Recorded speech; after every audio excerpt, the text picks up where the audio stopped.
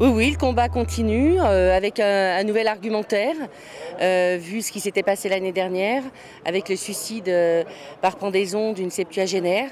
Je crois que c'est encore plus d'actualité quand on voit le nombre de personnes qui peuvent mettre fin à leur jour. Je crois qu'il faut effectivement combattre, dénoncer, alerter pour qu'enfin des solutions dignes puissent être trouvées. Je soutiens ces arrêtés que le maire de Vénissieux dépose depuis 5 ans. Le droit au logement est un droit, le DALO est bafoué puisque le DALO dit un logement pour tous. Or, il n'est pas respecté puisque les gens se retrouvent manu militari à la rue avec leurs meubles je ne sais où, des frais inconsidérés de garde-meubles, des sans-familles qui sont avec des enfants en bas âge. Moi j'ai un fils de 13 ans qui a failli se jeter par la fenêtre du 4e quand il a su qu'on allait être expulsé.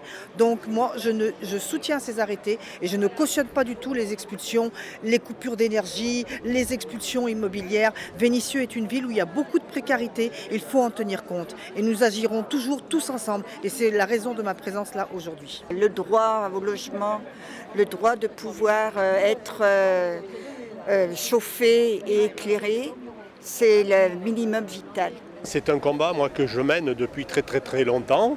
Ne pouvant plus le mener dans ma mairie puisqu'elle a basculé à droite, eh bien, je viens soutenir la maire de Vénissieux, qui est une des rares maires du département, à se battre pour le droit au logement. Il faut continuer le combat, il faut que les médias s'emparent du dossier, et pour que les médias en parlent, malheureusement, il faut passer par des manifestations comme celle d'aujourd'hui.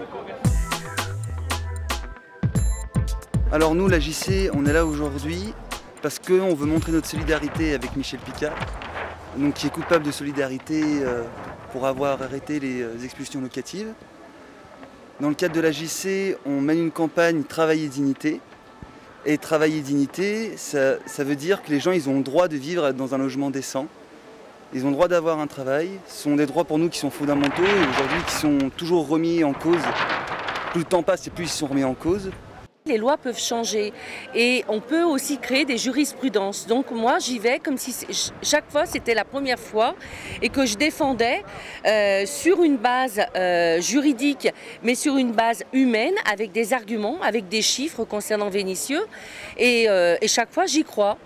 C'est quoi faire de la politique ? Si parler effectivement de mes concitoyens, de vie digne, de respect de la Constitution, de respect des droits fondamentaux, c'est faire de la politique, nous assumons.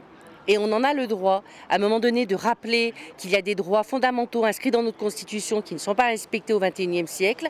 Je crois que si les maires ne le font pas, qui le fera ? Pour l'instant, c'est encore un peu compliqué, mais on est dans un mouvement, une lame de fond quand même qui peut faire penser que dans quelques temps, on aura des arrêtés qui seront validés et que le maire de Vénissieux aura été précurseur. Mais il faut des magistrats courageux aussi pour prendre ces décisions-là. C'est pas toujours qu'on les trouve. Soi-disant, c'est pas le lieu, si justement, c'est le lieu.